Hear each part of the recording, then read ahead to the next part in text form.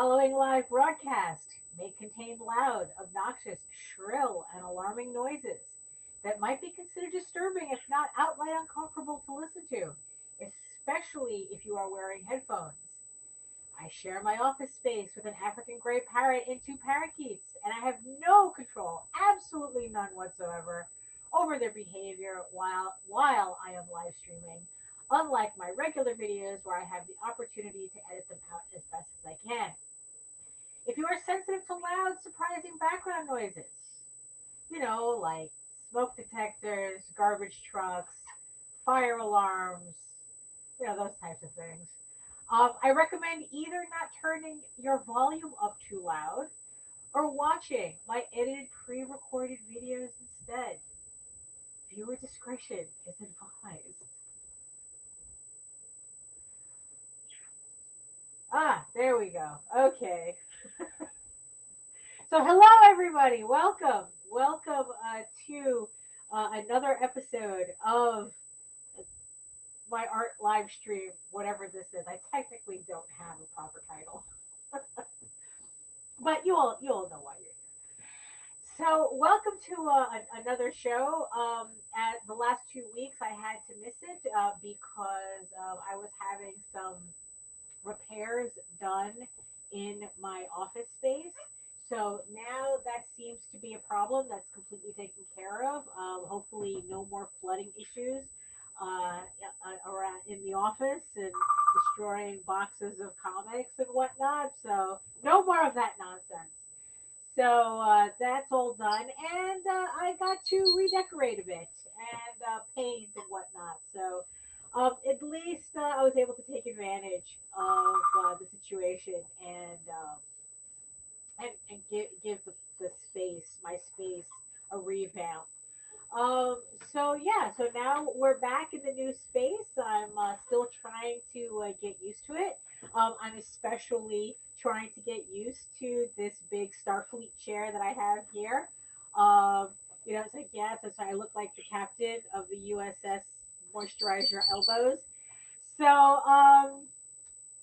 so let's see. So who's here? Oh, hello. So uh, why should I be kicking your rear? Why? It's like, is that the type of day you're having? Right? And hello, the ninja. Hello, afternoon. Yes, I know. I was about to say good morning. So, yes, yeah. Oh, thank you. Hey, Nicholas. Yeah. It's like I said, it's a little getting used to. I still have to get used to it a bit. But my back definitely appreciates it though, better than the saddle chair that I was using. Um, I have to get used to having armrests again, and but the lumbar support is great, and the neck pillow here is pretty good too. So it's very very comfortable when I'm doing a lot of computer work. Um, the only problem though is that it's the perfect height for my computer table, but it's a little too low for my drawing desk. So it's a little awkward. I had to get a footstool. Luckily, I had one already, so I have to use a footstool, and I kind of have to like scoot up a bit. But and I had to get a new desktop drawing board. But I'll talk more about that when we switch over to the desk. So yeah, so it's all these little accommodations that I have to start making. It's like you're trade. It's like almost like I'm trading one problem for another. Yes. Yeah. The chair is comfy. Yeah, like I said, my back is liking it. It's much better to work in, especially for long term. So I highly recommend it if you need to know what it is. Autofull. Um, oh, your accountability sketches. Oh, well, you know what? It's like it's kind of like exercising. You skip a couple of days and then get back into the routine and just start all over. It's just as long as you get back to the consistency of doing your sketches, you should be fine. so so here we are. So hello everybody.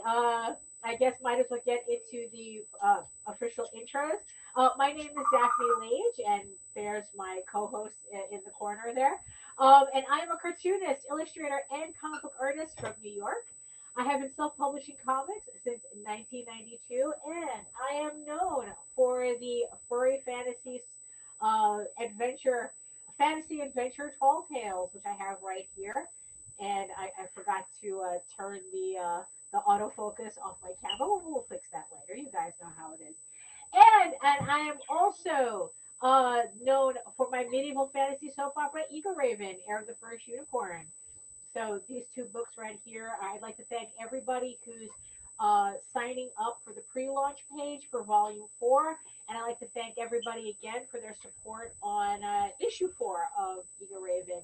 I'm just missing 10 packages that need to go out. I miscounted my sketch covers, so I had to place an order for that. So once I get those in, those 10 packages will hopefully be out as quickly as I can. So if you're missing a package, don't worry. It's like it's here. I'm just waiting for stuff to come in. So yes, I am also co-host with Nina Lanning on the Rage Into the Vlogs show every Monday and Friday on the Rage Into Network, where I am also simulcasting this live stream through the network. But in the meantime, you can read both my comics online at Tall Tales, TAILS online.com and egoworks.com, EGOWRKS. And you can check out all my videos on how I make my comics here on YouTube at Daphne Lage, Lage Art.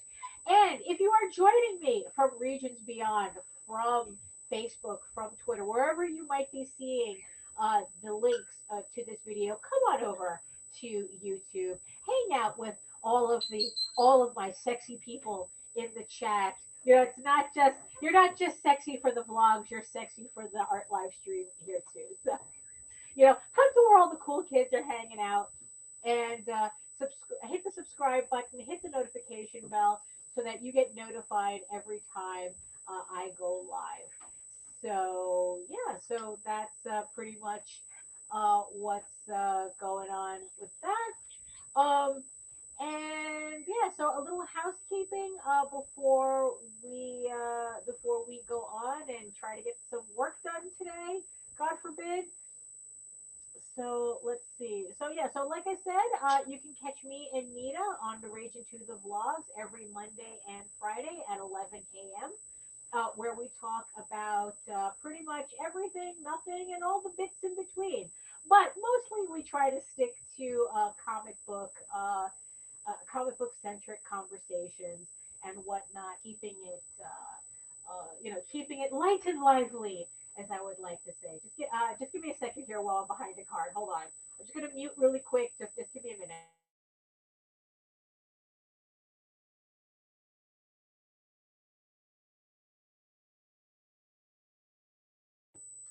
I don't know why my nose starts dripping every time I go live. I mean, so it's like so. I didn't want to.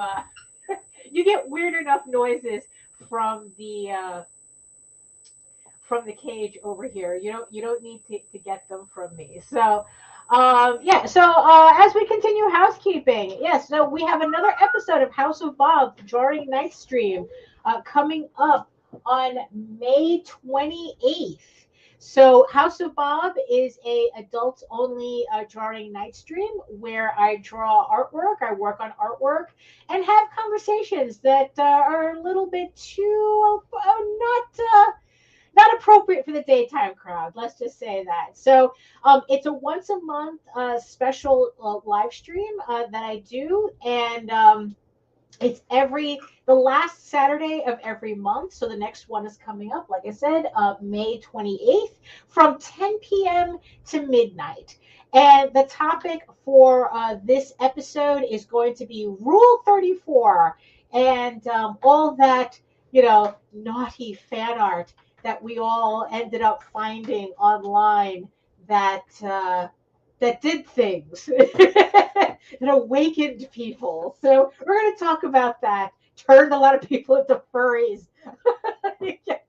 So we're going to be talking about that on the next live stream. So join me there.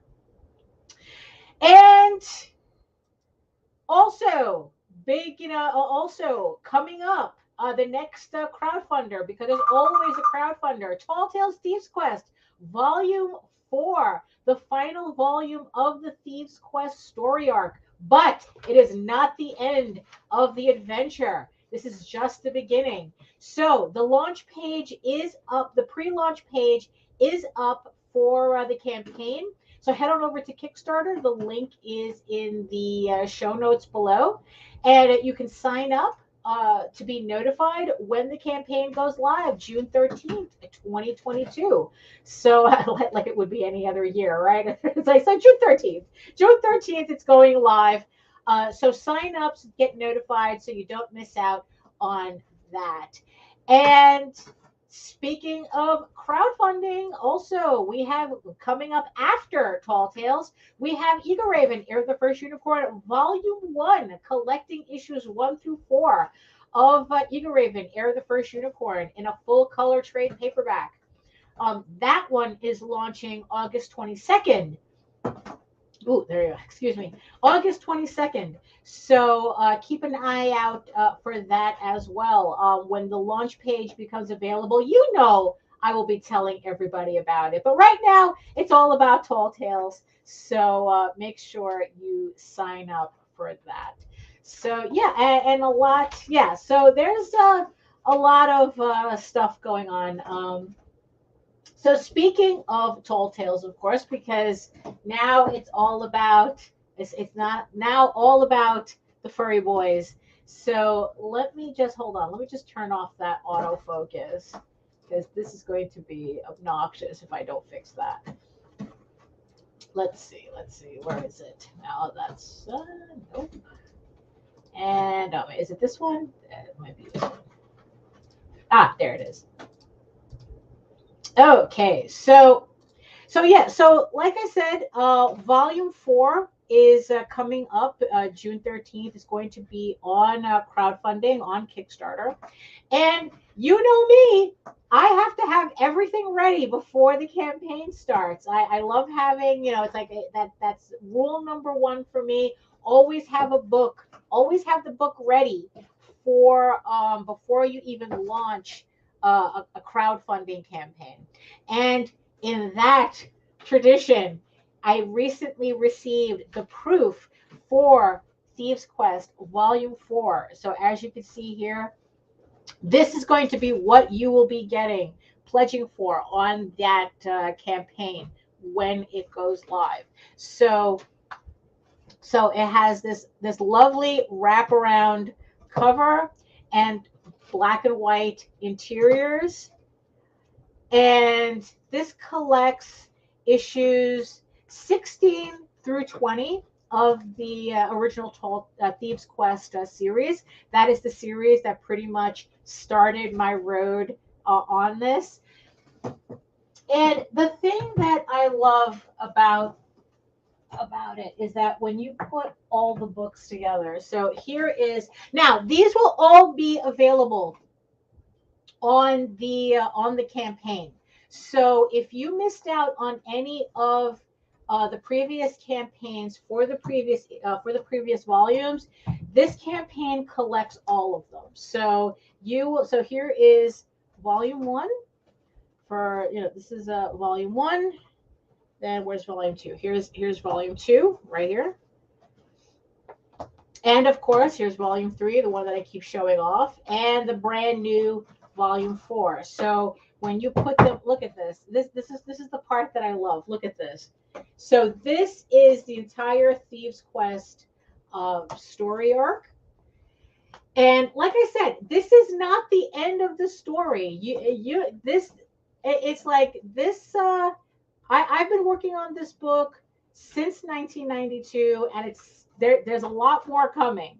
And so yeah, but look at that. I just can't get over, it's like this is what I look forward to. This is the part that tells me it's all worth it. Being able to put all the books together and seeing, what my effort is amounting to. You know, it's like I just love it. So yeah, so these are the books that you'll be able to get on the next campaign.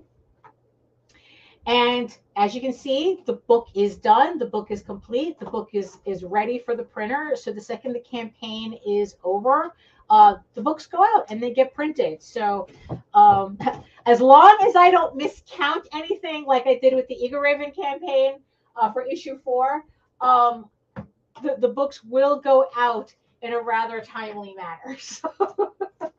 So yeah, it's like let's see. Here we go. Yeah, I really appreciated the opportunity to kind of like what is it to kind of like improve my environment, because I know we talked about this the last time we were, I guess I had a live stream before the work actually. I've been actually emptying out the office January since the end of January. It kind of, no, actually, it was kind of like the beginning of February, because it kind of started off as a trauma response, and in the end, it just culminated into something that actually really had to be done. You know, once we realized that we had a really serious flooding issue in this office. Like I said, I lost an entire. I had a box of all my Kickstarter books, you know, that I was buying off of Kickstarter, and I had it on the floor. You know, and it's like, you know, and it was neat. You know, it's not like I was just throwing things in a corner. It's just that, you know, I didn't have the shelf space, so I was slowly taking stuff in, you know, out of the box and putting it on shelf space. And then just what happened was that over time, I didn't know this, but there was a leak in that corner, and the box was kind of absorbing it. And it's like, and I really didn't realize it until I was like, you know how you walk into a room, it's like, what's that smell? You know, and yeah, it's the smell of mold on books. That's what it was. Oops. So I had to throw out the entire box. I had to, yeah, I lost a lot of Kickstarters that I'm slowly trying to replace. And so yeah, so but that leak had gotten worse really, really quickly after that. So it just became an issue where, I mean, we're talking about that there was one really rainy day where I probably pumped out like 20 gallons worth of water out of the office, you know, because I had a wet vac, and I was literally like every half hour I was vacuuming up water that was just, I mean, I still had to work in here even with this water coming in. So every half hour I was like vacuuming, you know, it's not conducive to work, that's for sure. um and yeah, and it's like, and it just gave me the opportunity to really like think about what I wanted in a space, how I wanted it to function, repainting the walls so that the light, so that the light reflects better for the camera. I mean, all of a sudden I had to think about things that I didn't have to think about before. Um, and so far it's working out pretty well. I mean, I like my new shelves, where I can actually reach my books, where before I had to almost like climb over my computer to get it, so I never touched the books. Now I can actually reach out and grab books if I need them. So it's still a work in progress. I'm still putting up shelves. I'm really trying to optimize the rest of the room to really display artwork, but I want to display artwork in a way where it's like modular, not in frames. You know, like it's like, you know, I'm getting like acrylic shelves. You can see some of them behind me here, where I have books in top loaders on an acrylic shelf. So if I needed to get it, I could just grab it. I could switch them out if I wanted to just change, you know, just really easily change the artwork that I have. Um, so yeah, so I'm still working on that part. So, but that's more cosmetic than anything. But I figured as long as I have my workspace ready to go, um, you know, that's kind of the important thing. That was kind of like what I was really focusing on. Um, Yes, spicy art does have its place, which is why we created a separate show for that. Um, yes, and also and Joe is talking about finishing books before you crowdfund, which I'm surprised that a lot of not that it's actually, I don't know, it seems pretty rare for the amount of crowdfunding that I see. It seems pretty rare that people finish a book before crowdfunding. Usually, it's like the crowdfunding is to support finishing the book, and then it's like all of a sudden a year and a half later you're still waiting for them. I mean, it's I prefer not to do that. So although it's like although I made that mistake. So if on the last campaign for Eagle Raven, if you pledged to Eagle Raven and the Oswald Chronicles, there's a 16-page story that you will be getting uh, for supporting those two campaigns. The thing is that I was not finished with the story when we made that announcement, and I'm still working on it right now. In fact, I have another page on my tablet right now where I am shading in. I have everything flatted. I am working on it. It's just not going to come out as quickly as I had originally anticipated. Um, so yeah, but I am working on it. So everybody who pledged to both of those to those campaigns, um, that story is coming up. You will get that story when I'm done with it. So black and white art does not get enough love, which surprises me because you would think that for the amount of people who are pretty much raised on manga right now, that they would have a better appreciation for black and white work, but they don't. I mean, it's really funny. I mean, but the thing is, though, is that there is something to be said about stuff in color. So, but yeah, I mean, yeah, black and white doesn't get nearly enough love as. Yes, I am going to draw the stuff, Jose. I'm going to draw what I can today, and so he's at work now. He's peeking in as he's in the middle of working. So talk to you later. Yes. Oh, here we go. So Joe says, I try to have at least the digital ready before I go launch. And there we go. Amazonia 7 is ready to go. And there we go. We're just waiting for the proofs. And for everybody, just so you know, I have a variant cover for Amazonia #7. It's a fun little piece. I was really, really glad to be able to do it. It was a little out of my wheelhouse, but Joe loves making me do things that I'm not used to doing, and I really appreciate that. So it's a fun cover. You're all going to enjoy it. So when Amazonia comes out, make sure you pick up that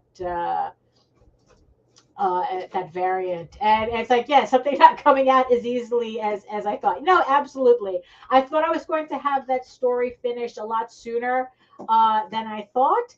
And that wasn't the case. As I like to say, sometimes the best laid plans are not necessarily the best plans to get laid. So that's what happened to me. So, yes. I look, Joe, I have to admit, after spending several decades just drawing furries, I am now kind of addicted to drawing people. So I'm addicted to drawing humans. And yeah, I mean, it just had to happen eventually. I, uh, I think, it's just really funny how that worked out. It's like, that I've gotten to a point. It used to be that it's like I would draw furries because they were a lot easier for me than drawing people. And,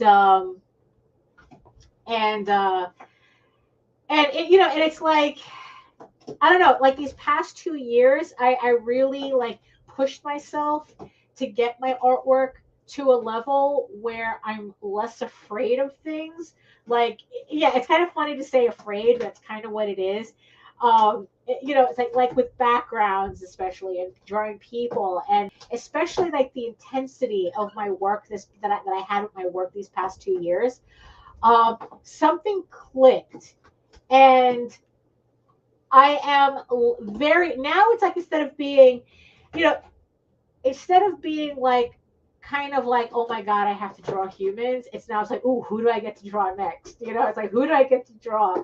You know, and so it's like, so now it's like I can approach my work with less anxiety because I kind of have a better sense of what I'm doing, as opposed to like trying to stick to my comfort zones, because I'm trying to avoid that. Now I'm at a point. It's kind of like, um, it's like the secret to sucking less is to suck less.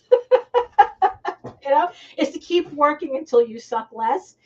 And it's like, yeah, and then it's like you just keep working until you get to a point where it's less stressful, and it just, even if it's still not quite right, it's less stressful to do, which means that you'll do more of it, which will help you improve more. So it's kind of like this weird cycle you have to put yourself on in order to improve something, until you get to a point where it's like you actually start getting excited. That's like, oh, I get to draw back. I get to design a background today. I get to design an environment today. I get to draw, a human today. I get to draw a crowd scene. Yeah, it's like I'm doing the layouts to Eager Raven issue 8, and I have crowd scenes. And before, that used to be anxiety inducing, and now it's like, oh, I get to draw a crowd scene. Let me draw a crowd scene. Um, so yeah, that's kind of what it is. Yeah. Oh, hey.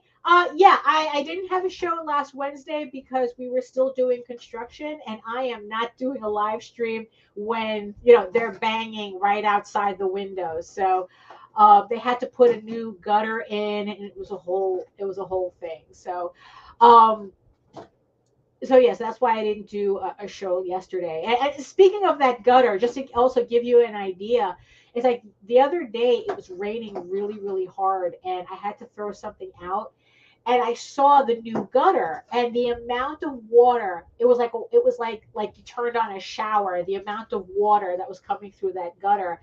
And I was just like, oh my God, it's like if that gutter wasn't there, all that water would have been in the office right now.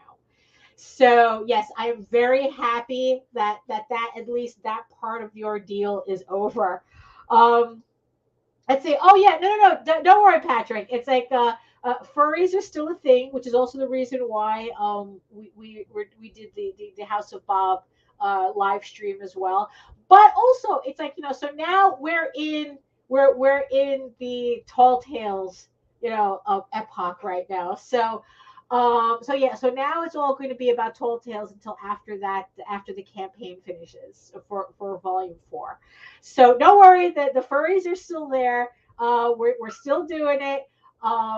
It's just, it's just going to alternate a little bit more now. So, you know, um, yeah, even when you've seen one doing it for a while, they never quite get away from the human design aesthetic. Yeah, exactly.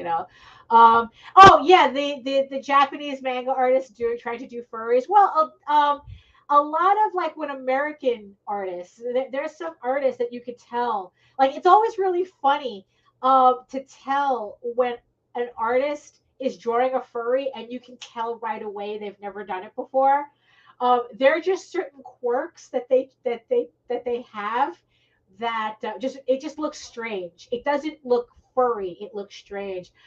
There was a couple of books that came out on crowdfunding, and it's yeah, and it's just really funny to see the variant covers where they're where all the artists are drawing a furry character, but you can tell right off the bat these guys have never drawn furries before. So there's something kind of like slightly grotesque about the way it looks.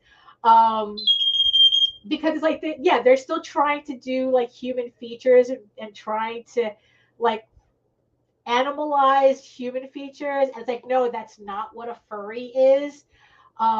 It's a kind of like a complete, like they missed the aesthetic of it. So it's just, yeah, it's really fun. But don't worry, it's like we're not going to have that problem here. So we're just hitting the half hour mark. So what I'm going to do is I'm going to run a bump.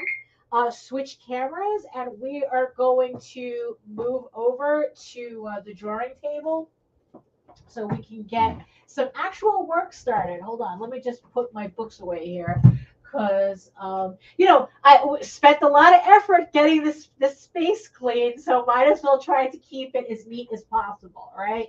So everything in its place, right? A place for everything and everything in its place. So oh, hey Jake. Oh, wait a minute. Oh, so Jake is in the house. Technically for the amount it cost me, yes, it was a pay-per-view. You'd be amazed what a literal building a gutter costs. So not only was our minds in the gutter, we were literally building a gutter, and yes, the cost. Yeah. So hold on. So in honor of Jake and Joe being in the chat together at the same time. I don't know who it is, but it probably is for Hogwarts guys. I asked my friend Joe, I asked my friend Jake. They said it was for Hogwarts guys. There we go. So now we're official. But yeah, that's exactly what happened.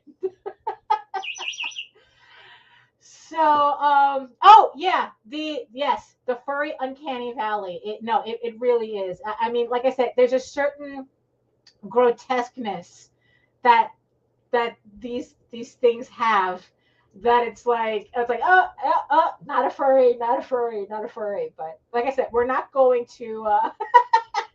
Oh, hey Nita. Yeah. Oh, were you back in time again? You gotta remember, New York is in the future. That's what it is, So, like I said, I'm going to run a bump, and we are. And I'm going to switch cameras, and we're going to head on over to the other table, and and we're going to move on from there. So let's show some love.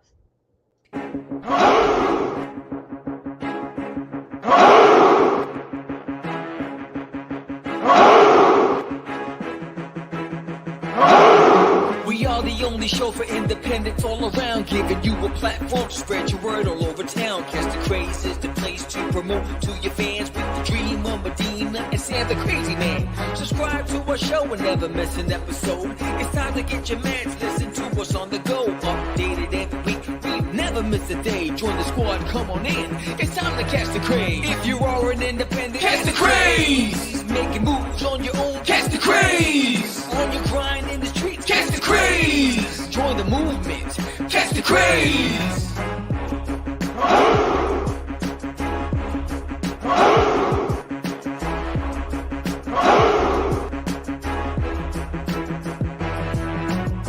Yeah, George, we did it again. Come on now. You know you want to do it. Catch the craze.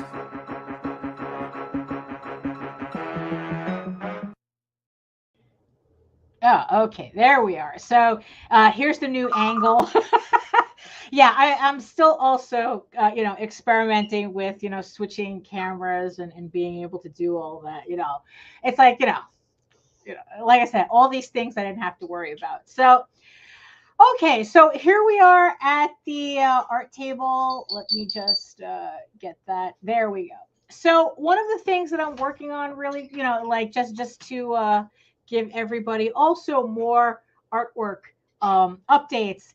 So one of the things that I'm working on is issue 8 of Eagle Raven Air the First Unicorn, and this is my layout book. These are blue line pages that I printed out 8.5 by 11. And I'm trying to flip in a way that it doesn't give spoilers. And I am working on the layouts for it. I'm 16 pages in, which makes me officially halfway. And just to give you an idea, so here is like I said, so here is the script that I'm working on. And as you can see, it's like, so I did my little thumbnails in the margins of the script, breaking down the script and doing my little thumbnails. And as you can see, that's why they're called thumbnails, because they're almost as big as a thumbnail. So I'm sitting here trying to translate my squiggles, going, "Oh, what was I thinking when I did? What is that?" So trying to do that, and then I'm making them larger on the 8.5 by 11, and this is right. So I'm so yeah, so that's so I'm just making the layouts. Now these are still rough for layouts. This is just to get kind of like the ideas on the paper on the page, and um, just kind of like get an overall sense of how the story is going, and what I'm going to do. And then it's like once I have these pretty much done, as you can see, I'm not putting in a lot of detail in it. Sometimes it's just it's just circles and whatnot, like just enough for me to know who's in the panel, and all that. And then what I do is that I scan it in and then I enlarge it in the computer to 11 by 17, which is going to be the final size that I'm going to be working on. And what I'm going to do is I have technically these pages issue lettered already. So what I'm going to be doing, let's see, again, I'm trying to not have any spoilers on the screen.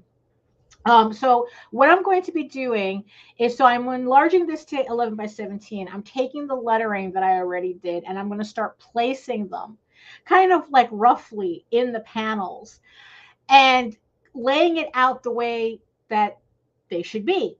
And then I'm going to adjust the artwork accordingly digitally before I print out the final blue line pages that I will be doing my final pencils on. So there are some panels already that when I was looking at the dialogue, that what I'm going to do, like this particular panel, for an example, I have just not as probably like a little too much dialogue. However, if I bring the panel in a little bit more and extend the background, I'll be able to fit in the dialogue without without like covering anybody. So that's what I'm going to do. So it's like mostly so far that's what um it seems that I just have to do with with some of these panels. I just have to,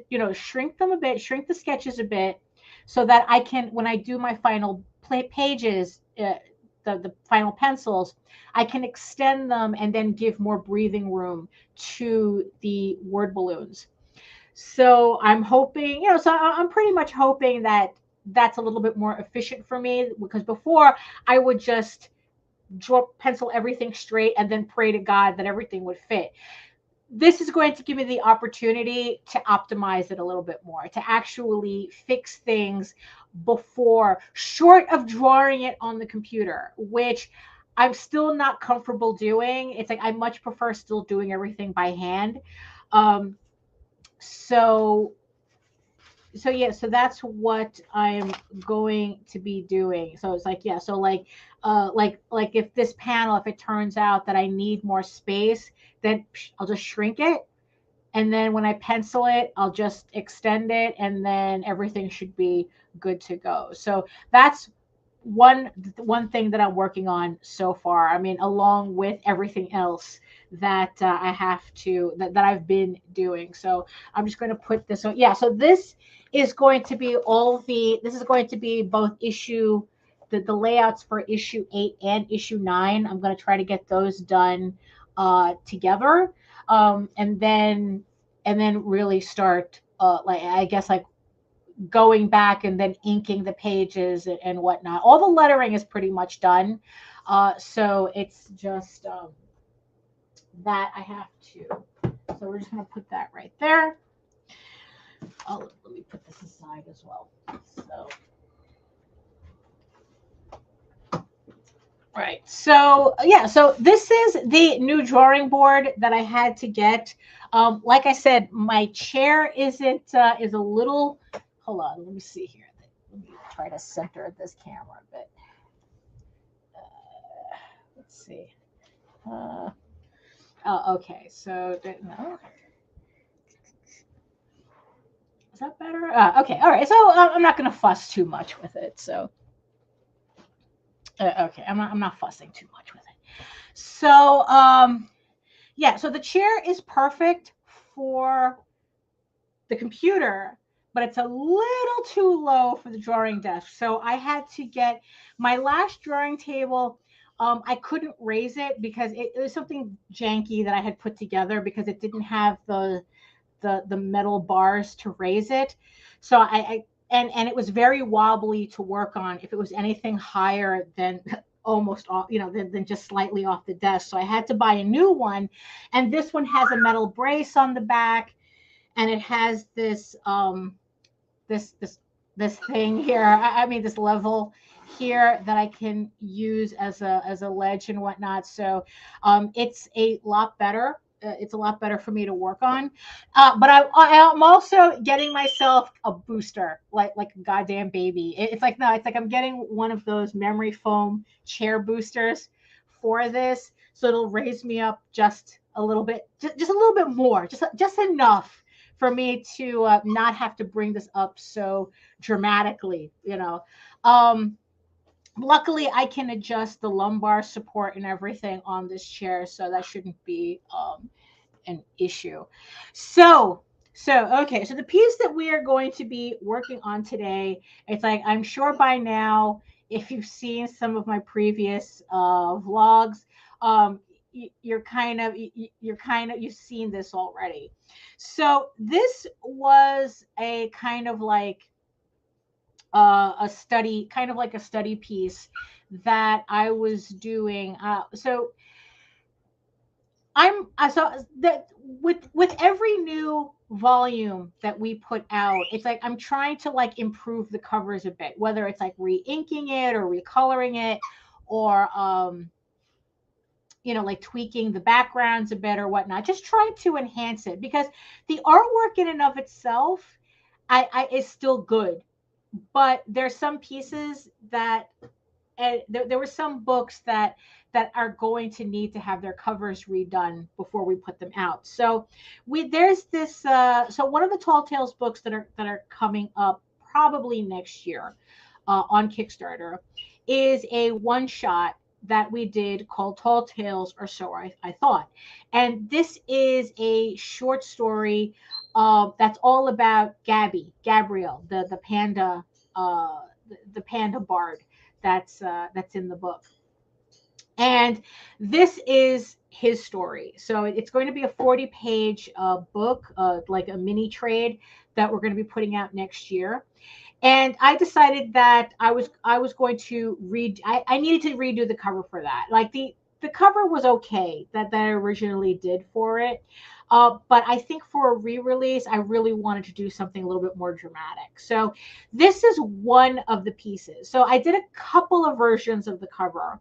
I still don't have a final cover yet, but I'm still working on that. But so this was one of the covers that I was working on, that I decided that I wasn't going to use as a cover, but I still liked it enough that I wanted to eventually finish it. So as you can see, I have the base inks down, and I have been working on this on and off for a bit. And I just figured, you know what? It's like with the Tall Tales campaign coming up and everything, I think it's about time that I finally finish this piece. Oh, and that's the thing too, because with the new shelving system that I'm working on here, like I said, I'm able to just put these on the shelf, and like I said, it's like have like this modular display. And this was one of the pieces, and I was like looking at it. It's like, okay, you know what? It's time for me to finally finish this piece. So this is, so like I said, this is also me going through a study phase. Especially recently, it's like I've been studying a lot of the covers from Conan, especially the John Buscema covers and the Frank Thorne covers. Although Frank Thorne, was more Red Sonja than Conan. And this is based on one of John Buscema's covers for Conan. And I was trying to really like get an understanding of how he did his covers, like what made his covers different. I know I've spoken about this before where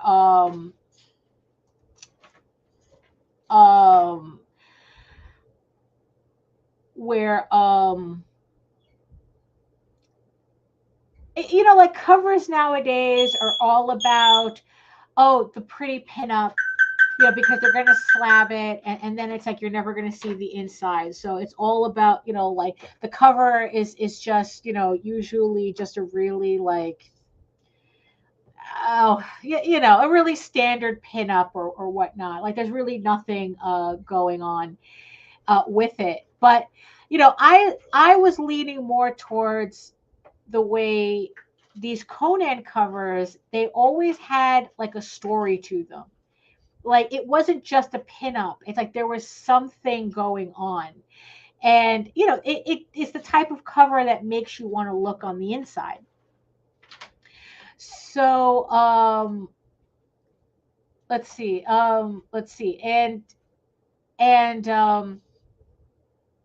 and that's what I was trying to kind of like get a feel for, like, you know, like how does John Buscema like set up his compositions so that he gets this storytelling element, and it's, you know, it's a lot harder than it, you know, than it looks. You know, it's like anything, you know, a master knows how to make things look easy. And well, it's like I'm not pooping on them. I mean, it's like it has a place. It has its place. But the problem is that nowadays it just seems like it's the easy go-to. Because of the whole slabbing thing. You know, it's like, oh, you know, it's like now it's all about the collector book and what grade can you get for it, and you know, the aesthetic of the cover rather than, you know, what rather than, you know, like, I don't know, like you're supposed to read it. You know, it's like if I wanted pinups, I'd do a pinup book. You know, it's like if I wanted pinups, I'd buy an art book. I It's like a comic book is a combination of story and art, and that's what I expect. Um, so yeah, it's, you know, that's a whole conversation that, you know, maybe we will get into once I start inking this. So yeah, so that's pretty much kind of like the backstory of this piece. And now it's just like, okay, I got this far. Now it's just time to finish it. So let me let me just start. Let's see. So can we hear? I put a little music on just with the just so we are we okay with the volume? Can you guys hear it? Because let's see. I'm just going to, yeah. So tell me if the volume of the music. I just put music on, so tell me if you know, if that's okay. Okay, good. All right, music volume is fine. So, you know, so there we go. And of course, he had to put his 2 cents. Let's see. Let's see. I feel bad for not caring too much about the covers. I know a good cover when I say, yeah, it's, yeah. I mean, like I said, it's like, it's everything. You know, it's all preference in the end. I just think that that the pinup cover is a little too overused. But in the end, you know, that's none of my business. You know, that's I just have a preference, and that's just what it is. You know. you know, but yeah, so yeah, but you know what? But let's talk about that for a little bit. You know, so I was watching a video where they were talking about what was more important to a comic, the story or the art. You know, that age old question, right? And this is a debate that keeps coming up, you know, in cycles. You know, it's like there's usually, you know, usually it's a bunch of artists that get butthurt over something, and then it's like they start screaming about how they're the ones who do all the work, and it's because of them that people know the work. So it's like writers are just glorified parasites, you know, stuff like that. You know, it's like, you know, yeah, that's the conversation that they're having, you know.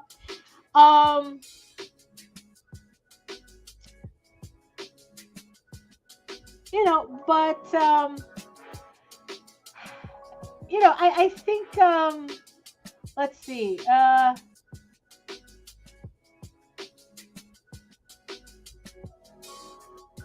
Let's see. You know, it's like, let's see. As soon as a comic gets iconic, that, yeah, iconography does a lot of the carrying. Berserk's deluxe edition are an example for me. Yeah, no, it's like, yeah, that.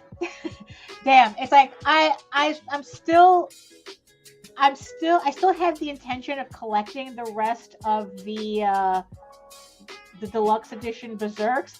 I actually have to kind of like configure my shelves just for that if I get to, because there's 9 volumes right now. Let's see. Let's see. Is a cover really a pinup? The cover, okay, for people who read the story, the cover would mislead them into what to expect. It depends on the cover.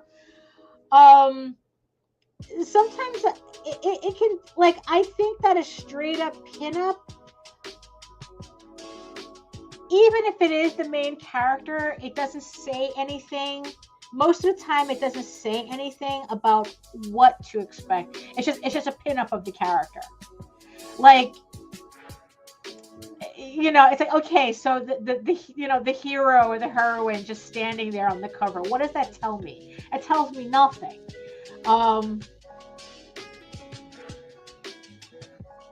You know, and yeah, and it's like, and sometimes there are also like covers that are a little bit more than that are depicting a scene that's not in the book or something. And it's like, you know, it's kind of like when you watch a trailer and there are scenes that never show up in the movie. It's kind of like that. That's how I feel about it. Let's see. Okay, yeah. So getting on the topic, right? It's like I hate that mentality with people who think art is that important. And you see, and here's the thing. I think it's a trick question, honestly, because we're doing comics. And what is comic? Comics, they're a combination of artwork and story. So you're talking about both has to work for a comic to be successful. Because if I pick up a comic and the story is horrific, like it's not worth reading, it's not a comic anymore. It's an art book. You know what I mean? I mean, even if it's, you know, you have your sequentials, but it's like if I'm only enjoying half of the experience, then it's not what I wanted. You know, it's not what I went in for. It's the same thing where it's like, okay, so the writing is brilliant, but the artwork is shit. Okay, so why didn't you just write a novel? You know, I mean, it's like, if it's all about just reading it, I could just read it. You didn't need to waste everybody's time with artwork that's crap or subpar or not up to par or no par. You know, it's like,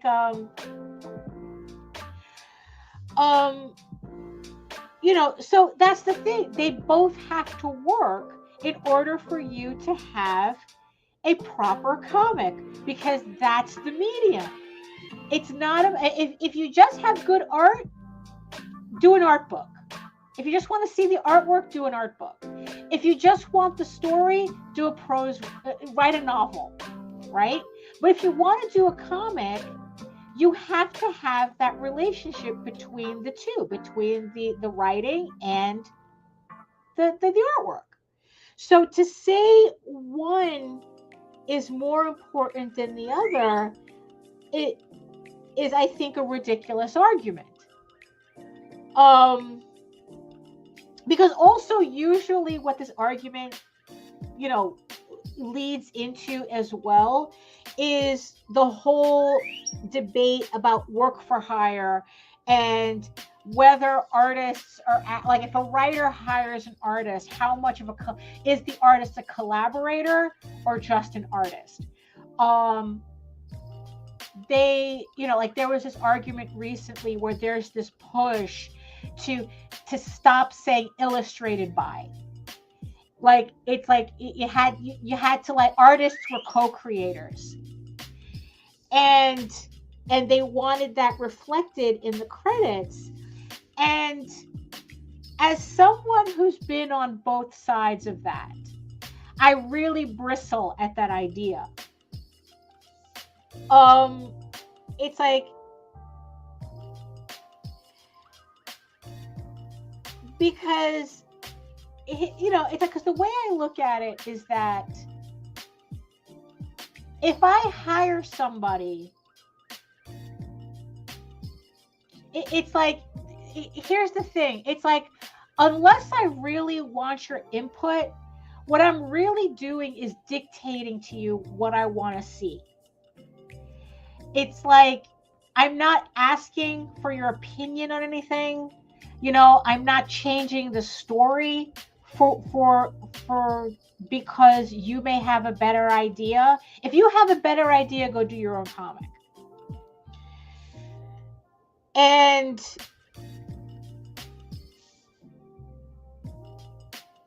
and it's like, so the idea that they think that just because they're hired to do a comic, that all of a sudden they're a collaborator, they're a co-collaborator, that they're a co-creator. It's like, no, you're somebody that we hired to draw something for us, and that's kind of all we needed you to do. And look, I'm saying this as an artist. Okay, I am saying this as an artist.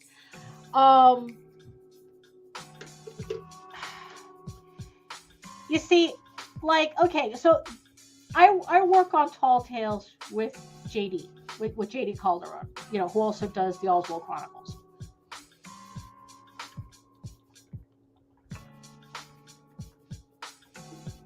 As much work as I have put in to doing this book, I don't feel like I'm a co-creator. I am just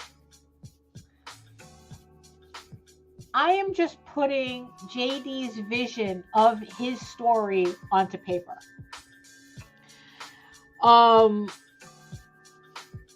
Because if he wanted to, he could just as easily get somebody else to draw this comic.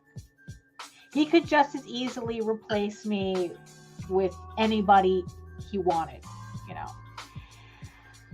I mean, and then you'll get into the argument as to who's really, it's like, well, people are following your artwork, not the other person's artwork, because this is kind of like what happened to The Realm. When Arrow Comics put out decades ago a book called The Realm, and the original artist on there was Guy Davis. And there came a point after, I think, like 20 something issues where Guy Davis left the series. And he was replaced by somebody else. And I have to admit, I abandoned the book after Guy Davis was replaced. I remember trying to pick up the next issues after Guy Davis had left, but I think part of the problem was that the person that came in after him was trying too hard to imitate his style, as opposed to just doing the book in their style, like continuing the book with their artwork. So I felt like I was trying to read a copy of Guy Davis as opposed to somebody new continuing the story.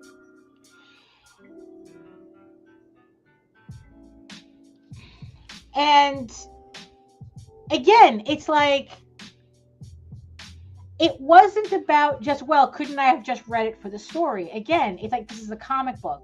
There are plenty of novels that I was reading at the time that scratched that itch, that whole kids ending up in another dimension in a medieval world type of, the modern world ending up in a medieval world type of thing. You know, it's like, I've read novels that scratch that itch. The comic, just to have half of it, it's not what I wanted. So in the end, I didn't pick up the rest of it.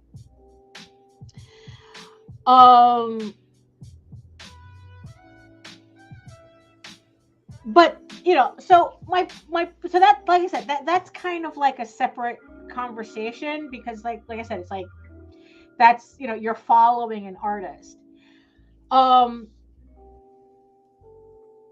So yeah, so it's like, so,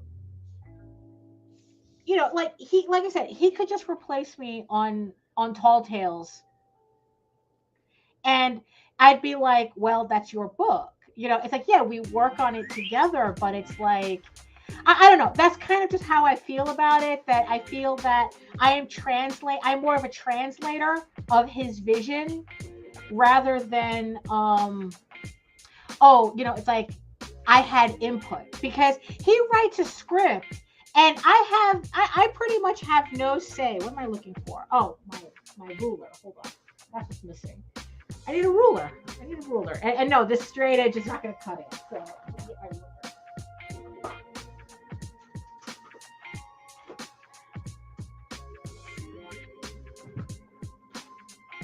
You know, so what was I saying? Right. So I'm more of like a translator of his vision, rather than, you know, having, you know, it's like, oh, well, it's like, oh yeah, we sat down together and we went back and forth about how the story was going to go and this, that, and the other thing. No, that's not how it works. That's not how it happens. He gives me a script and I go through it and I go, damn it, he has me drawing Helm's Deep in these last 3 issues. And then I get to work. That's pretty much how that goes. If anything, at worst, if there's something that I don't understand, I'll ask him about it. I'll ask him to clarify. But other than that, it's like, I don't come in going, you know, I think Ravenwood should be doing this. I think Pandora should be doing this, you know, or you know, and whatever. It's like, no, it's like, he's the chef, you know, and I just have to plate it, you know, type of thing, you know. It's like, he makes the food.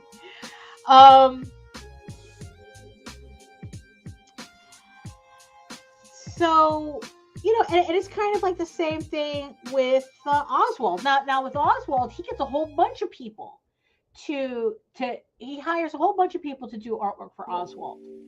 Is all of a sudden everybody a collaborator? You know, so that's why that idea doesn't fly with me, because it's like, every artist is going to have their own vision, that they're going to translate the story differently. And unless an artist is being specifically brought in to specifically collaborate, i.e. they're going to have input in the story, or they're going to have, input. They're not that's not it's like that you're just drawing, you're just drawing. It's like, does that make sense? Does that make sense? Because it's like I see this, like I said, I see this argument, and it drives me nuts, because also usually this argument is brought forward with a lot of hostility towards the writers. Like, they feel like the writers are getting credit for something that they have no right to get credit for. And honestly, I think that is more of an extension of the whole what if this gets optioned for Netflix type of thing. And I think it's these artists want to make sure that they're in a position where if something big happens on the project that they're working on, that they have an in, that they have a say in that. It's not necessarily that they want credit for the project itself, is that they want to make sure that they get some of that filthy lucre from any next Netflix deal or whatever. Although lately it's like Netflix is in no position to do anything right now.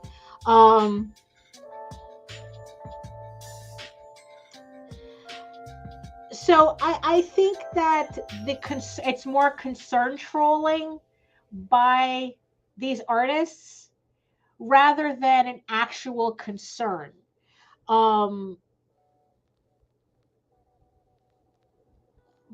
But yeah, that's kind of like, because I really do resent the fact that they feel that they have to tear down the writer in order to build themselves up. I mean, it's like, look, if you're that secure in what you do, why do you have to tear down the writer? I mean, literally, it's like I've seen them call writers glorified parasites.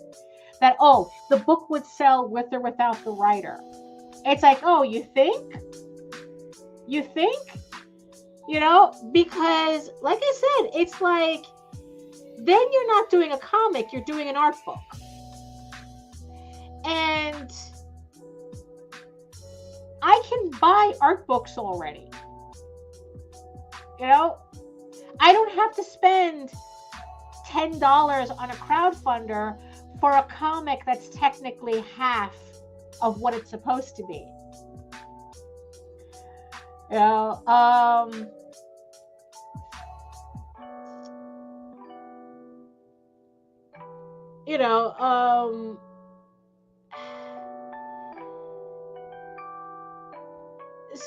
So yeah, it's kind of like, yeah. So I think in the end, when people talk about which is more important, the writing or the art, it's very easy for it to be a very disingenuous question. Because yeah, in the end, that's not what they're really arguing. Because like I said, you can't have one missing and still have a comic. It's not a comic anymore. That's why I always found it odd when people would come up to me at conventions and they'd go, oh, I love Tall Tales, but I haven't read it yet. So how do you know? It's like, then say that you enjoy my artwork, but if you haven't read it, how do you know you're enjoying the book? And especially since the funniest thing we hear at conventions is when people come up to JD and they're like going, holy crap, it's like, I wasn't expecting the story to be that good. which I think is very telling. I mean, that's literally what they say. It's like, oh, I wasn't expecting the story to be that good. Like the reputation of comics being unreadable is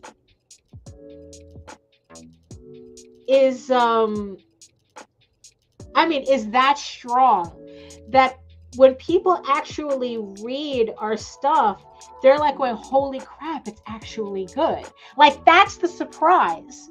Like people like the idea of people buying comics expecting to be disappointed by the writing. You know? That's kind of sad, actually, to tell you the truth. To really to say it out loud like that.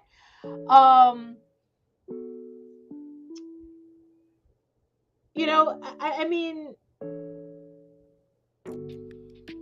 that's it's like, and I think that's where a lot of these artists, they get their egos pumped up. You know, they have a lot of hubris for I guess like the status of their work, because the expectation for comics being readable are so low that they think the artwork is the only thing that'll sell a book.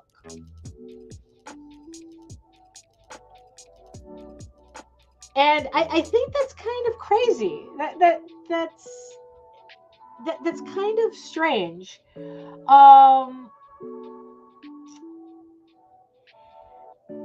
You know, it's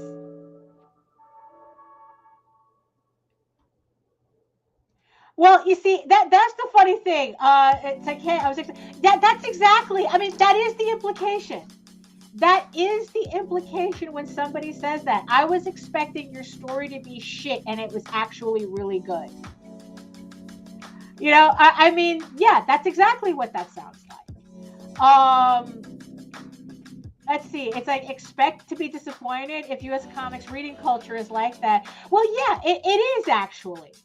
I mean, it's like I said, it's really sad that that's kind of the expectation that I see, that it's like the bar, like everyone. I used to say this thing. There was this thing when JD, he loves shitty movies. Oh my God. So I forgot what movie he saw, but he goes, oh, but it was a really bad movie. It was really awful. But he goes, oh, but the special effects are really good. And I told him, really good special effects are ground floor. It's like, I expect I expect a movie to have really good special effects. That's my expectation. You know, I mean, right out the gate, okay?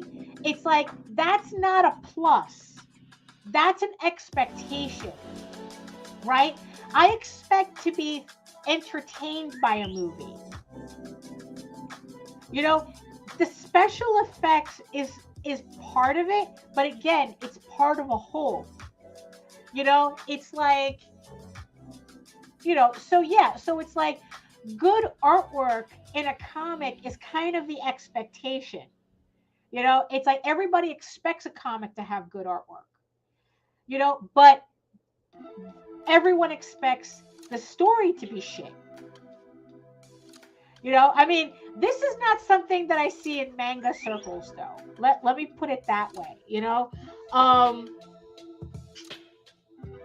I mean, it's like, if I can give, you know, manga circles, you know, if I could give, you know, like anime fandom and manga, you know, it's like, is that they really go out of their way to recommend books.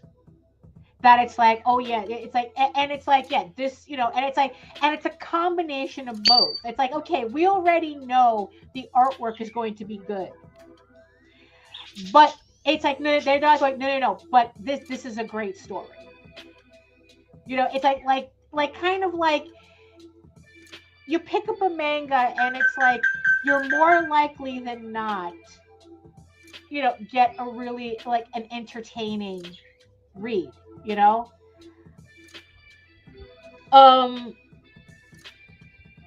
But yeah, but with American comics, it's kind of like, yeah, the artwork's good.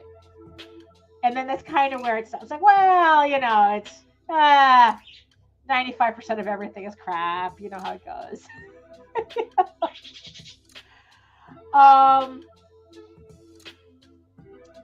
But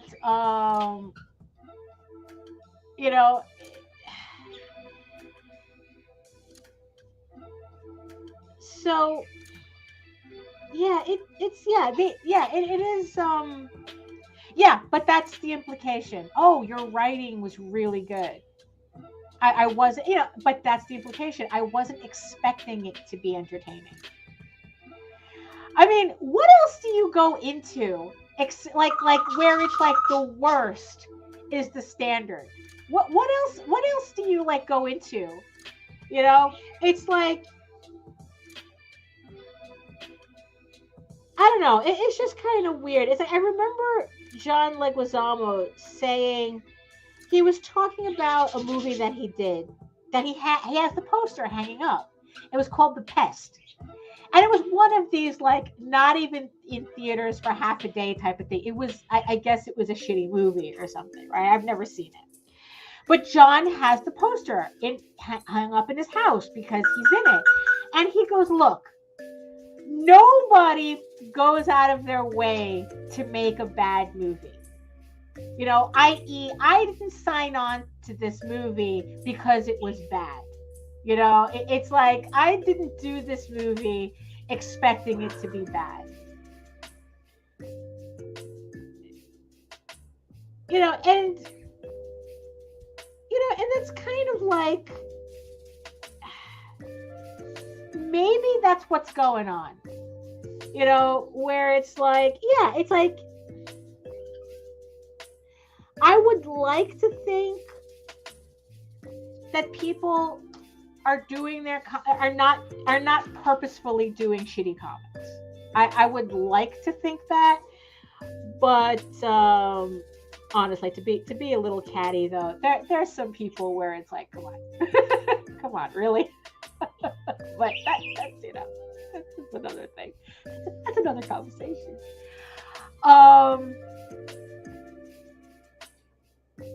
Let's see.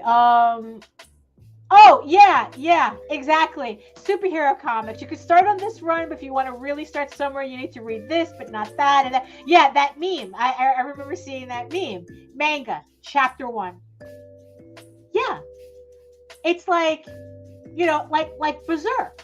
It's like the thing has like several hundred volumes if you go by the individual manga. I mean, that thing started before we did.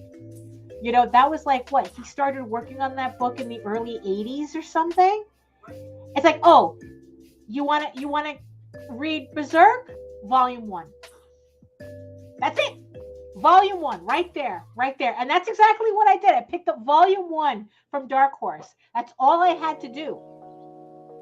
But if I had wanted to catch up on like friggin' any superhero, any Marvel superhero, it's all of a sudden, your room ends up looking like, the trailer in True Detective with all the, like you're investigating a murder, And it's like, and then also you wonder why people really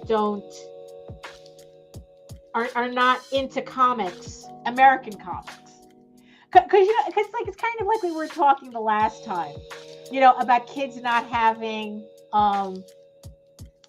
attention spans. And honestly, I've gotten to a point where I don't believe that, because they have attention spans just fine when they're reading 100 and something volumes of One Piece. They have attention. Their attentions are just fine when they're playing 27 hours of Animal Crossing or whatever, or Elder Scrolls, or whatever the hot game is, like Elden Ring, whatever the hot thing is right now. It's like they have attention spans just fine for that. Right? But they don't have attention spans for American comics. Why? Well, because you're not giving them anything to pay attention to. You know, and that's kind of how I see it. It's like, you know, because it's like, yeah, it's like every complaint that people say, oh, well, you know, American kids just don't want to read comics anymore. Oh, that's funny. That's not what that's not what you know, that's not what manga sales are saying. That's not what Scholastic is saying. You know,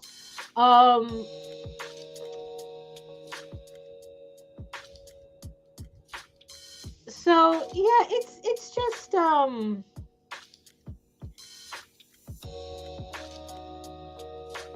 yeah, yeah. You guys know what I mean. You guys know what I mean.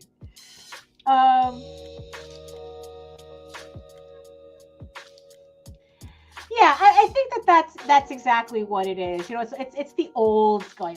You kids today. It's like, yeah, kids today. You know, it's different. You know, it's like they don't have to put up with stuff. You know, that we had to put up with because we had no choice in the matter. You know?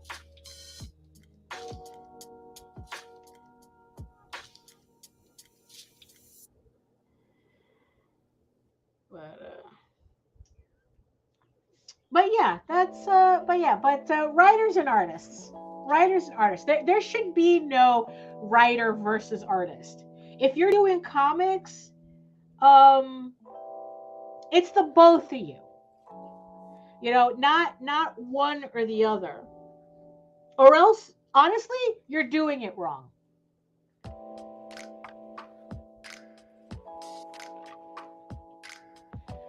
But let's see. Oh, was I doing a pinky thing? Oh, probably because I'm trying to avoid smearing the ink. Yeah, that's but let's see.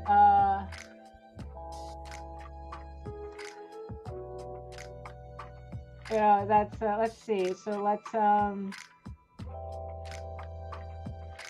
let's see. That's because US comics keep promoting art creative teams over continuity. Right. Well, I mean, you see, this is probably where Randy would have probably have a better explanation for that than I would. Something about the disposability of comics and probably how they really weren't meant to have a continuity because it was disposable entertainment for children. And you see, and that's the thing here. You know, it's like this whole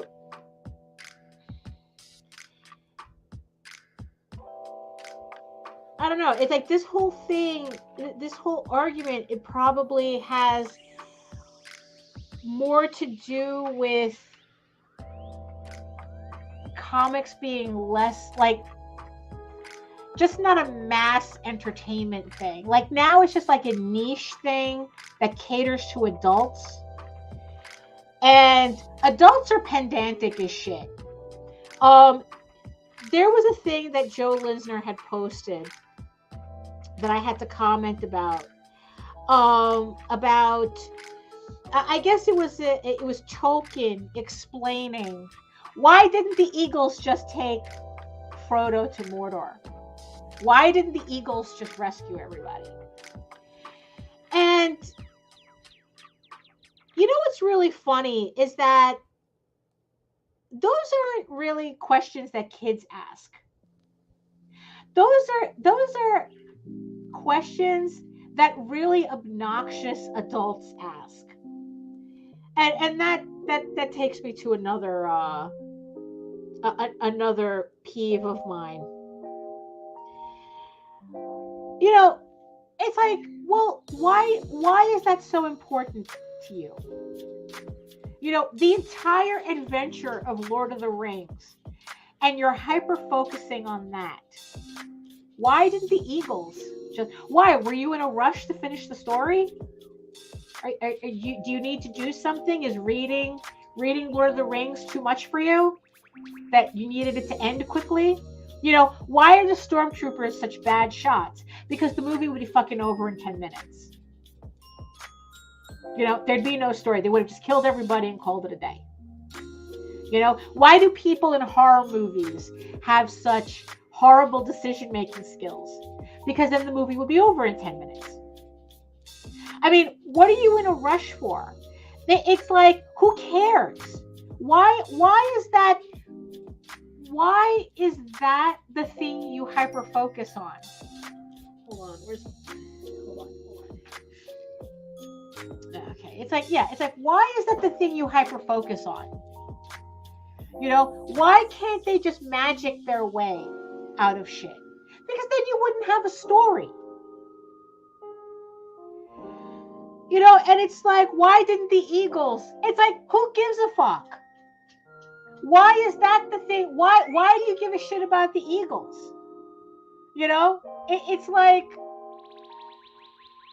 that really the entire story of Lord of the Rings, and that's what you get out of it? That's the thing that's, it's like, this is a horrible plot hole. It's like, no, you're a pedantic asshole.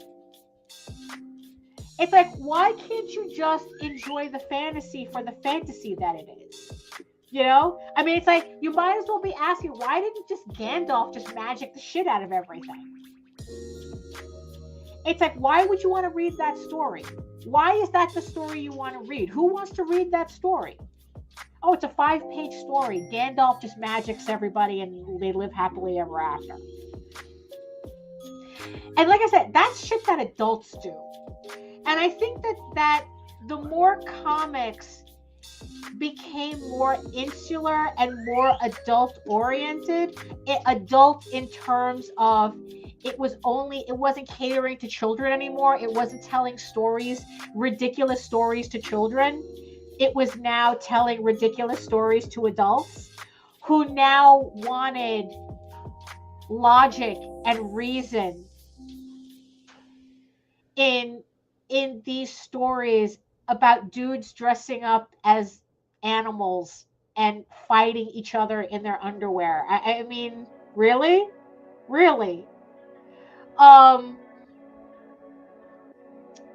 And then it's like this whole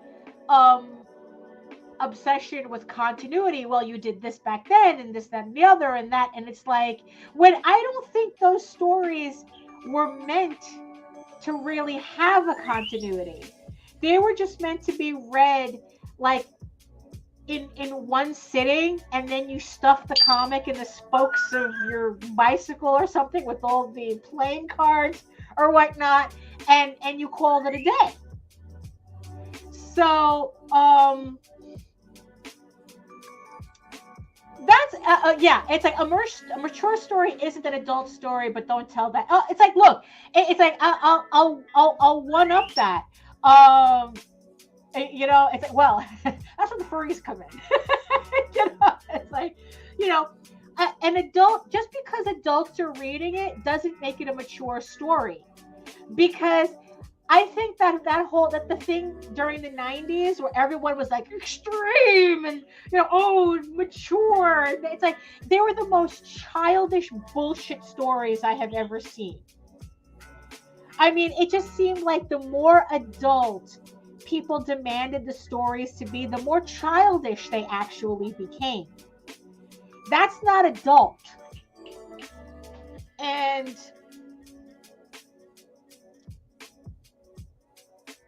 you know, and the thing is, and I think the problem is that it kind of got stuck in that. You know, it's like, you know, and just like something is adult doesn't necessarily mean it's pornographic either. You know, I mean, yeah, that's a whole like words are supposed to mean something, and in the comics, these words mean nothing.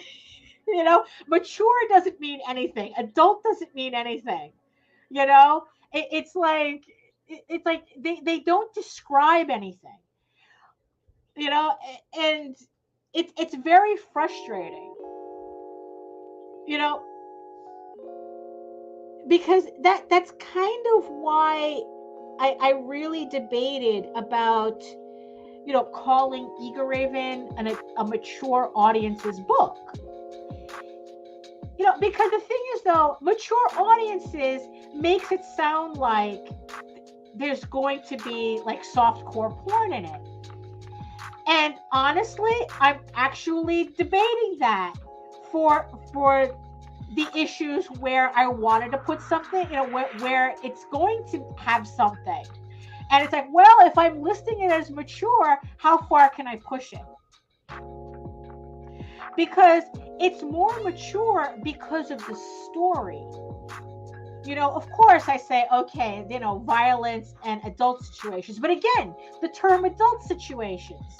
Adult situations doesn't necessarily mean pornography. I mean, it means there is some messed up dialogue that's coming up in these comics, in the next issues. There is some really messed up dialogue. There is some messed up situations between adults that I'm writing about. It's like, are there going to be, sexy times in the books? Yes. But that's not the only reason why I mark it as a mature book. But people see mature readers, and it's like, and I have to constantly remind them as to like what that could possibly mean. And it's just like, and yeah, and it's like, and usually, and a lot of the times when I see other people do mature books, it's usually because they're doing some really childish bullshit, jackass shit in their books, and it's like, oh, really? That's considered mature. But like I said, that's a different. I'm rambling.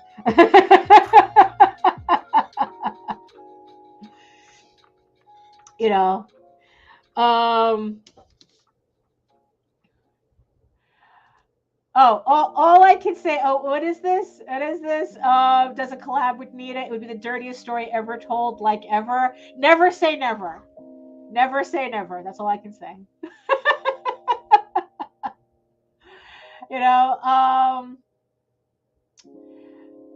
Let's see. So let's see. Let's see. I mean, it's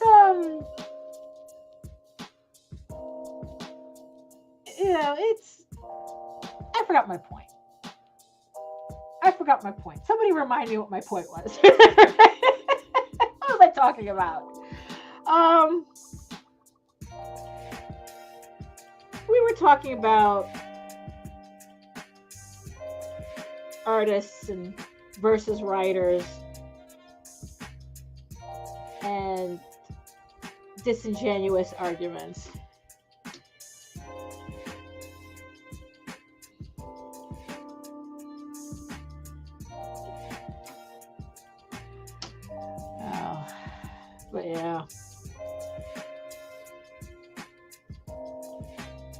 But yeah. But honestly though, beware of any artist that pulls that argument about how you don't need writers. Because honestly, I've read enough comics to go, it's like, yeah, you bitches need writers. Because again, if you're just doing artwork, do an art book. I don't know why it's like, if you just want to do art, do an art book. I don't know why people who have no business doing comics are attracted to comics. Well, I kind of know why. Like I said, I think it has, it has to do with the fact that the whole Netflix thing, about the whole, oh, this is the big thing now. This is the trendy thing. I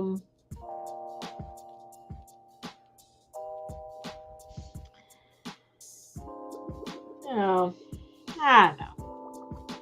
but beware any artist that says that, you know, because it's like,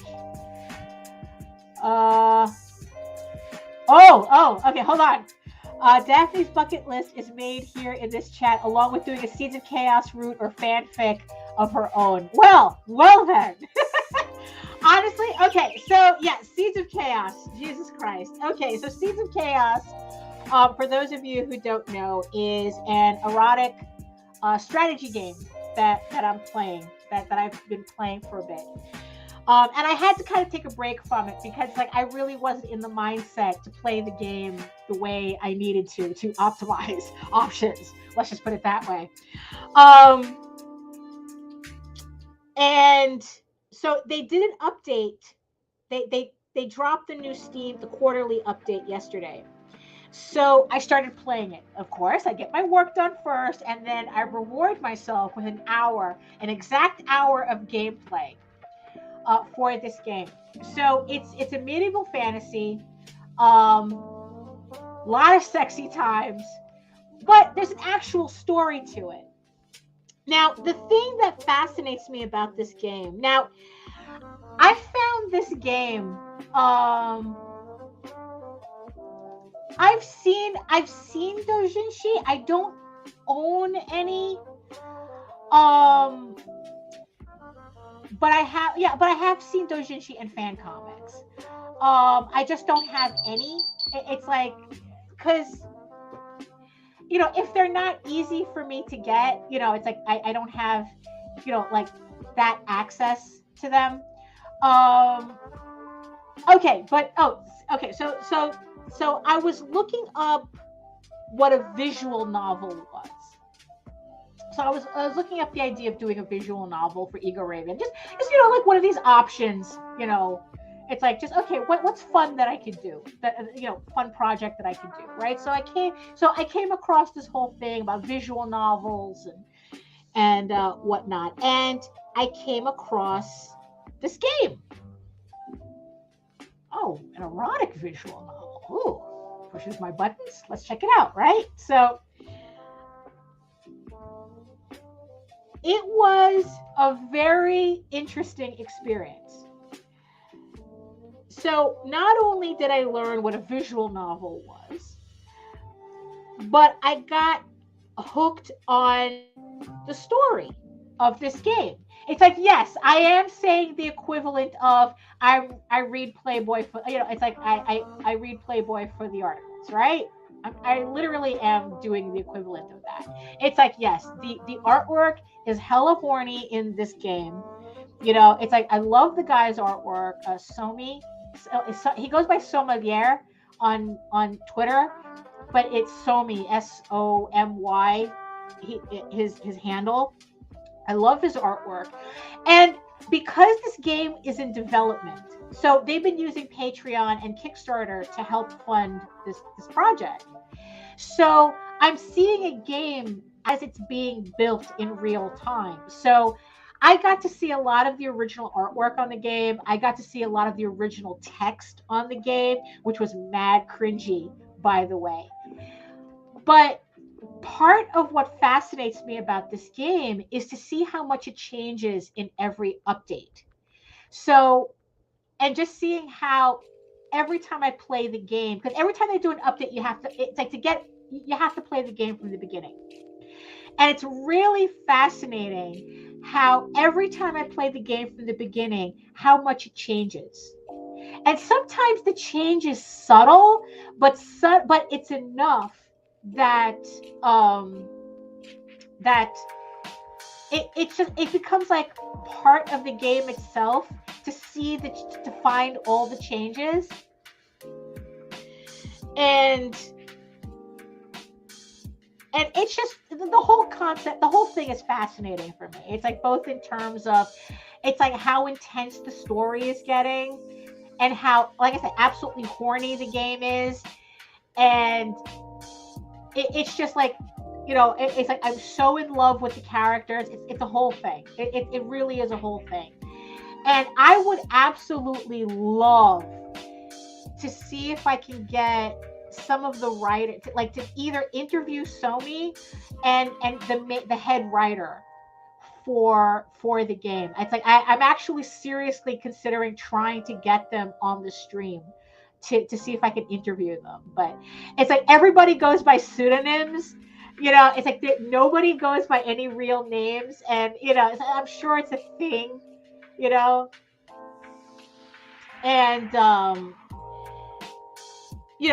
so that's kind of like but yes, it's like that's exactly how it happened, because it's like, look, that's just how it works for me. It's like, yeah, I went looking for visual novels, and then it's like, oh, here's a hentai game. It's like, oh, let me play that. So, yeah, it's okay. So, yeah, so I'm now playing the game, and okay, so here's the thing, Joe. Here's the thing. So now I'm on the mindset that. So now it's like when I sit down and play the game, depending on what decision I have to make in the game, I ask myself, okay, are we playing by Disaster Son Loki rules, or are we playing by Unicorn Godmom rules?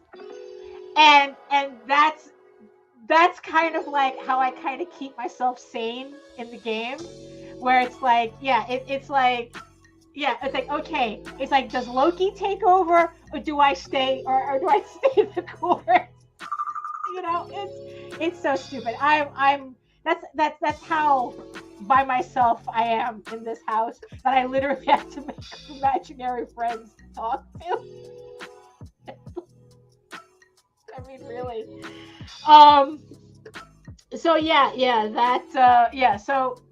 depending on, so I've played 2 hours of the new update right now. Not right now, but the day before and last night.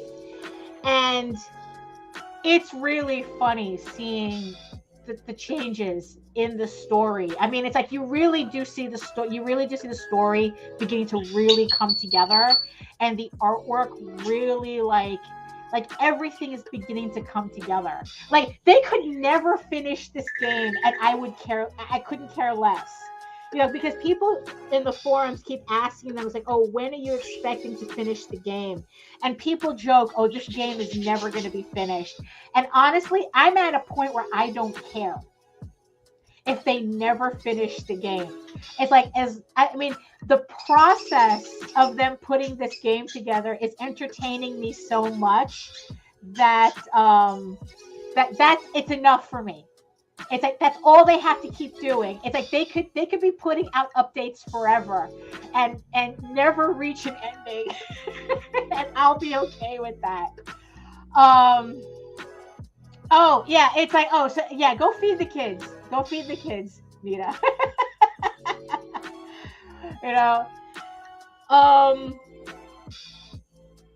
So yeah, so at least now I have the game.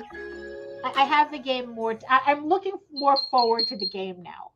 I'm not as uptight about playing it as I was a couple of months ago. Like I said, my mindset wasn't in the right place. But if you're reading my doodles on Facebook, you pretty much know the strategy that I'm playing. It's like, so it's like I'm depending. Yeah, it's like, yeah. So I'm playing. So depending on where I am in the game, strategic saves, and then it's like, okay, we'll play Loki rules to unlock a lot of the new artwork scenes, and then we go back and then we play, and then the Unicorn Godmom plays the story, plays the main story. So that's my strategy. So I don't feel as conflicted, I guess. So it's like, so I get to see how, like the new artwork and whatnot. So yeah, it's just I'm at the, it's like, just goes to show I'm at the age that I'm at, and I have imaginary friends. and I play video games with imaginary friends. That's how it is. That's just how it is right now. Oh my goodness. Ay, ay.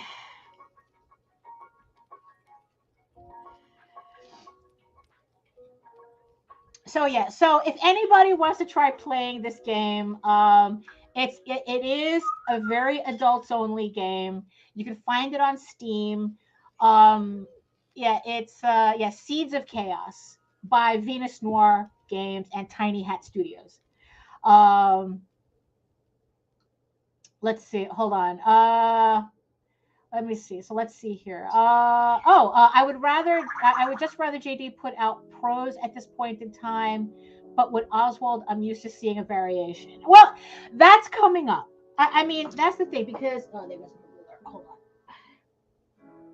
Also, the thing that I really don't like about the chair is that because I have it on a carpet, it doesn't roll very smoothly. So I always have to struggle to get out of the chair. Also, it doesn't help either that my feet don't touch the floor. And you see, that's the funny thing. The chair is low, but my feet don't touch the floor because, I have the legs of a corgi. So, it's just, it's just a lot for me to get used to. It's like my back likes it, but my legs are like, what the F? We're all the way up here now. Because what it is that the seat is longer. So, so my legs being short, my feet don't touch. So it's always a struggle for me to get out of the chair and move it because also the carpet keeps the wheels. It's a whole thing.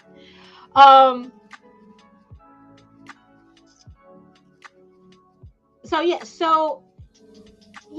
like I said, JD works with a lot of artists on the Oswald Chronicles. And it's ridiculous to think that every one of them is a collaborator. It's like I said, the argument doesn't make sense. You see, going back to our original conversation. And it's like, and pretty much everybody, it's like they give their own vision for the story in their translation, right? But that's their style. It's like that's not them collaborating to a project. It's like that's not all of a sudden all these people own Oswald. It's like, no, you drew Oswald. Honestly, if we really wanted to be, if we really wanted to like be really, nitpicky about it, I was the one who designed Oswald. Yeah, a fucking mouse with a bow tie. Yeah, really original shit there. But it's like, if we really wanted, it's like, okay, so the first person who drew Oswald is the real collaborator. I mean, how does that work? So you see, that doesn't make any sense.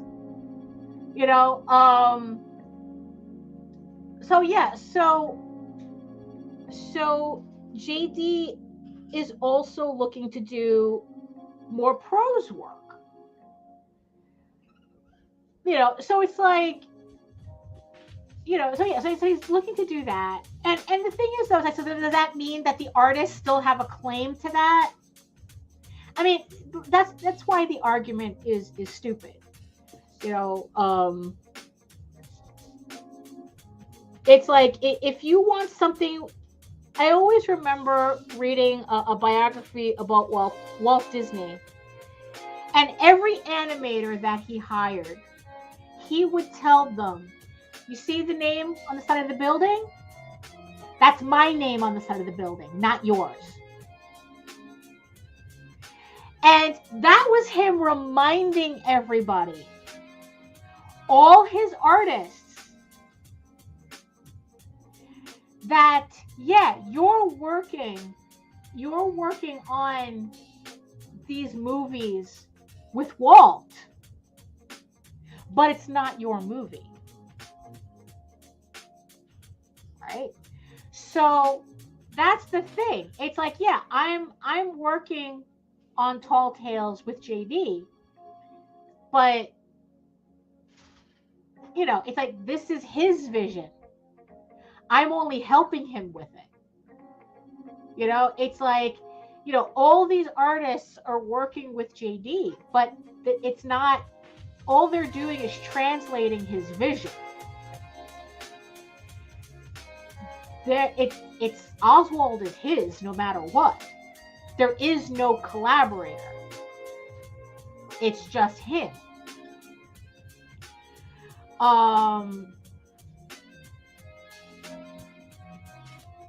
You know, it's so yeah, it's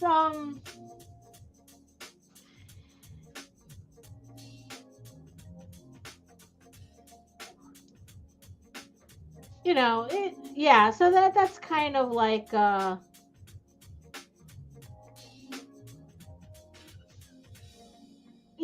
that, you know, you guys know. You guys know. You know, and it seems like unless it's like I buckle down and like just really make a point of finishing inking this piece, I am not going to finish this piece. It's like, no, I probably really just have to spend a couple of hours and just really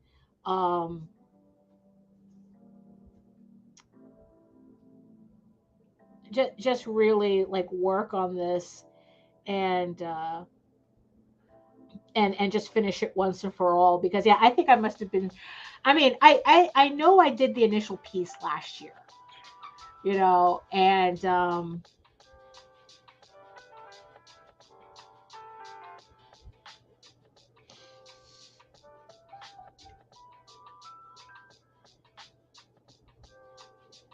I mean, because I remember inking it in on one of Pops's live streams. It was a live stream with Pops and Rich Perota, and I remember it doing the base inking for it, and it's like, and like little by little, I've been working on it since. But yeah, I really need to finish it. Well, to just sit down and finish it. But yeah, so let's talk a little bit more about Tall Tales on the docket. So okay, so like I already announced, Tall Tales Volume 4 is going to be on Kickstarter June 13th, followed by Ego Raven Volume 1. And then after that, and then the campaign after that is going to be Ego Raven issue 5. So that's gonna end the year out. So we're gonna have, these are the 3 more campaigns for the rest of the year already. Although I have to admit, there are just some days I'm just tempted to just run the Tall Tales campaign, just start it early. Maybe, you know, it's like, and just kind of like get it started. I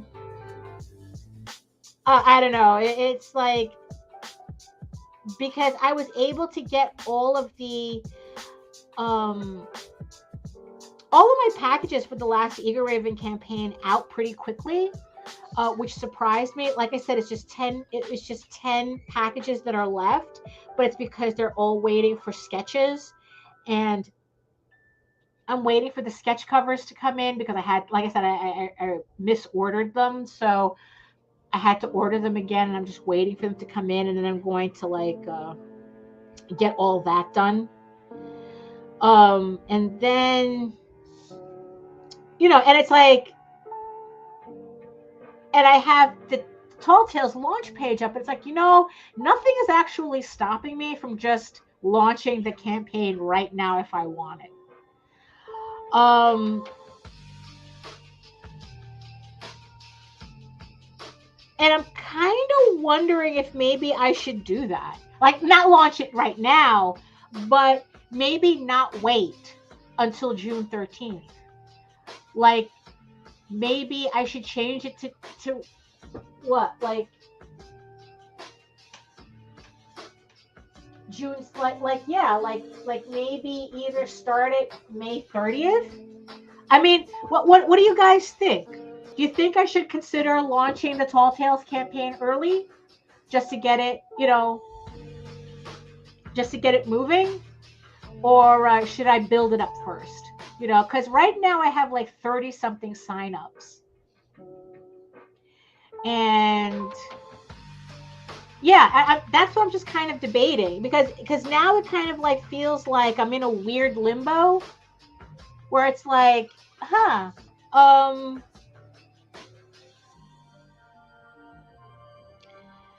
you know, it's like I don't have a campaign running, but I'm not fulfilling anything either. Am I kind of blowing this time? Because technically that would mean that I could get my other campaigns out sooner and maybe fit one more book in the year. I mean, I don't know. Maybe I'm just pushing my luck. So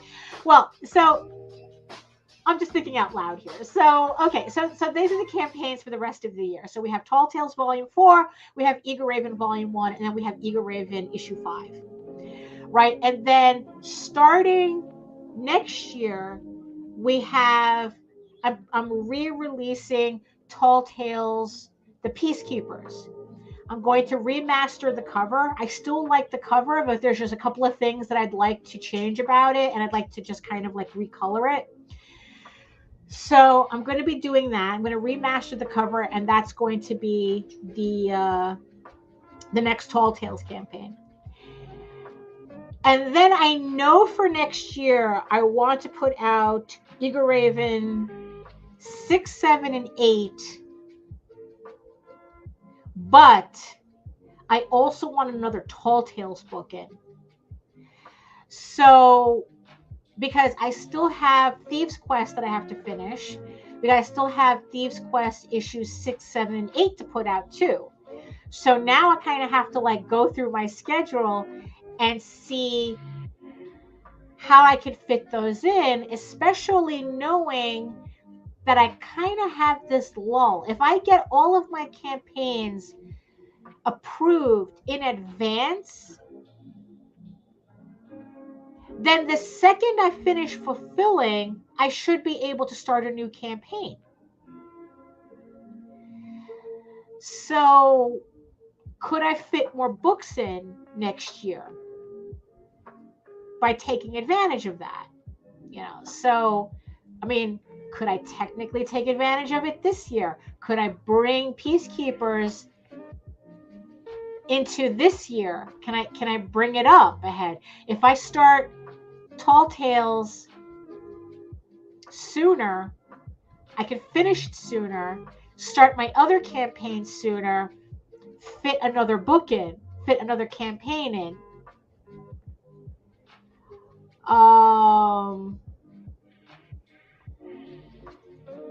Yes, definitely, you know, remastered, definitely. And I want to release everything Tall Tales that I've done. So yeah, that's yeah. So that's good. I mean, I already showed you that stack of books, so I want more. Nothing's better than more. So, so yeah, so and then it's like, yeah, so it's going to be the Peacekeepers, and then there's going to be the Gabby mini trade, right? That this is technically a piece from. And then we're going to do the trade for Tall Tales Tears of the Mother issues 1 to 4.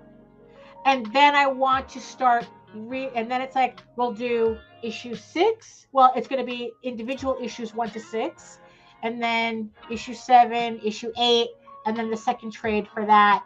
I mean, and then like Eager Raven is all in there too. So it's the schedule. It's like now you know that's yeah. I mean the schedule's crazy, and yeah, I'm just let's see. Okay, delay it. Okay, so kind of like keep. I shouldn't push my luck this year, right? Right, Jake? I mean, probably you're right. I mean, it's like I'm probably jumping the gun. I probably should stick with the schedule that I have set up right now. So, Yeah, exactly. um, so so yeah, so okay, so this is where I got so far.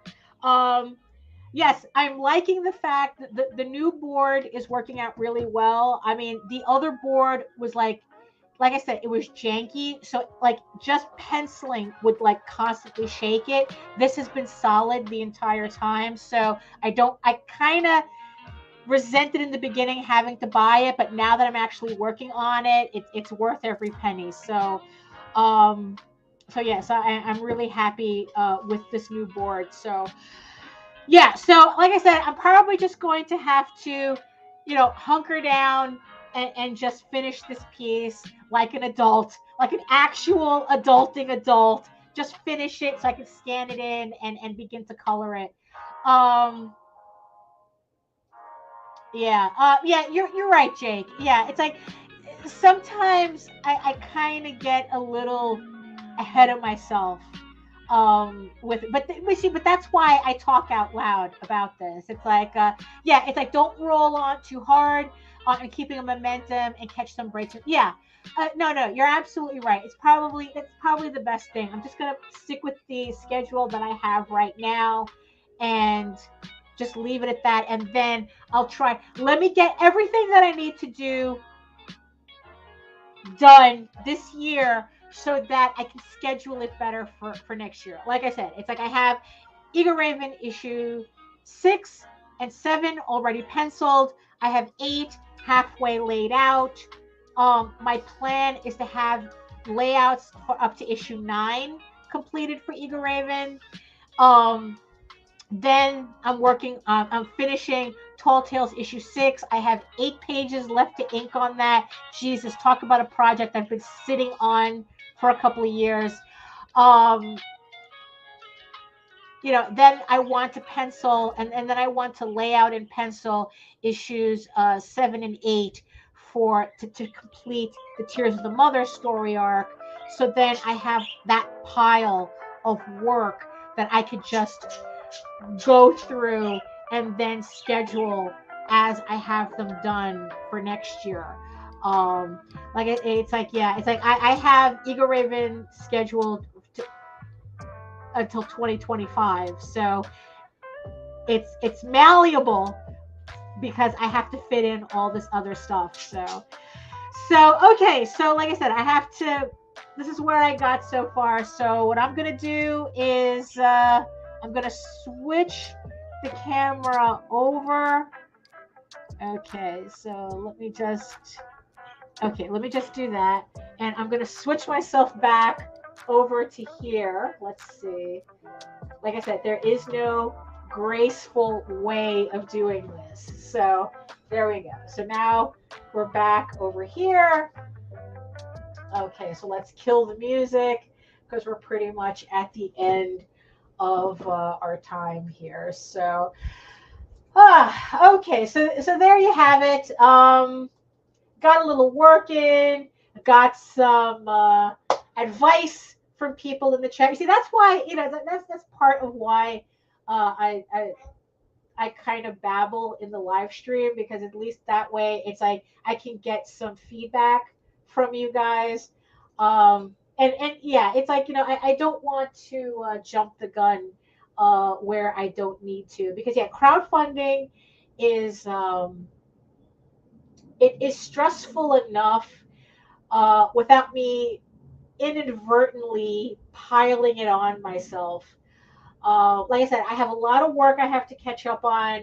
It's like all these books. It's like 1, 2, 3, 4, 5 books. I'm trying to get the pencils done before the end of the year. My original goal was to get volume 2 completely finished before the end of the year, but I really, really want to get these Tall Tales books done too. So we'll see. I will still keep my promise of never running a Kickstarter on a book that's not finished. So that's not an issue. So yeah, Yeah, it's like, yeah, we're back where we started. Yeah, exactly. It's like now it's like we're back on Main Street. We did the full, it's like where does the train go? It goes, through Adventureland, then Fantasyland, back through Tomorrowland, and then back to Main Street. So yeah, so we're back on Main Street now. Yeah. Um so that's it for me today. I'm glad that you all hung out as long as you did. You could have been anywhere, and you decided to be here with me, and I really thank you for that, because there's only so many imaginary friends I can make up. At least with the chat, I can actually talk to people. So, yeah, so again, thank you all for joining me. Thank you, everybody in the chat: Jake, Lucky Neko, Patrick, Joe, the Ninja, Nita. She had to go feed her kids. It's like Okia Fern. Just thank you so much, everybody. Nicholas. It's like, thank you for joining me in the chat. Thank you for being here. Thank you for your contributions to whatever was going on. It's like sometimes you guys have your own conversations in the chat, which is always fun too. So let's do a proper closeout right here. So if you want to continue seeing more of my work, you can head on over to my main portfolio site at egoworks.com, right here, EGOWORKS, where you can find links to all of my galleries and social media sites. You can also find links in my link tree in the description box below as well. All my links are in the description box. So, it's like, but I mostly, here we go. I mostly post to Facebook if you're interested in seeing like sketches and current work in progress and whatnot. But mostly these are my main sites here, my main social media sites here, if you want to see more work. And again, subscribe to my channel here on YouTube at Daphne Lage Art, and the Raging 2 channel, where you can see more vlogs from me and Nita, and also on YouTube, where you can see more of my live streams, and also you can check out my archives, where you can see all sorts of videos on how I make my comics, and my how-tos and speed paints and art supply hauls and whatnot. So you can do that. Yes, and don't forget that if you head on over also on egoworks.com, you can sign up for my newsletter, where you can get free comics. You get $40 worth of free comics as downloadable PDFs just for signing up, and you can keep track of all my upcoming campaigns. As you know, I have a lot of them. All my upcoming campaigns, so you don't miss anything. And also you can read the first 5 issues of Eagle Raven Air the First Unicorn in its original black and white format at the website. But if you prefer your fantasy to be more of a Lord of the Rings type of adventure, you can follow the link to Tall Tales Online, TAILS, and read the first 20 issues of Tall Tales for free. So, like I said, thank you everybody in the chat. Thank you everybody watching. You can catch me again on Friday, where I will be with Nita on our vlog show on the Raging 2 network at 11 a.m. And you can also find me on Sunday Funnies with Randy Zimmerman at 9 a.m. on Sundays from 9 to 11, where we talk about the more lighter comic oriented fare, if if we could stay on topic. But so you can also catch me there as well. So thank you so much for watching. And I'm going to show a little love on our way out for our boy George Medina. Jesus, I'm just changing everybody's names. I'm sorry. It's like I hate it when people do that to me, and here I am being that asshole. So it's George Medina with his book Wonder Duck. He's absolutely killing it on Kickstarter. So it's The Adventures of Wonder Duck on Kickstarter. It's his first campaign in a long while, and he is just killing it with his book. I mean, really, I'm predicting he's going to get close to 5,000 with his campaign. And so I'm going to run a bump for him, show some love. And why don't you all show some love to him, too, by heading over to Kickstarter and supporting Wonder Duck as well. So on that note, I'll see everybody next time. So thank you again. And yeah, moisturize. Don't forget to moisturize your elbows. So there you go. So do that. Bye.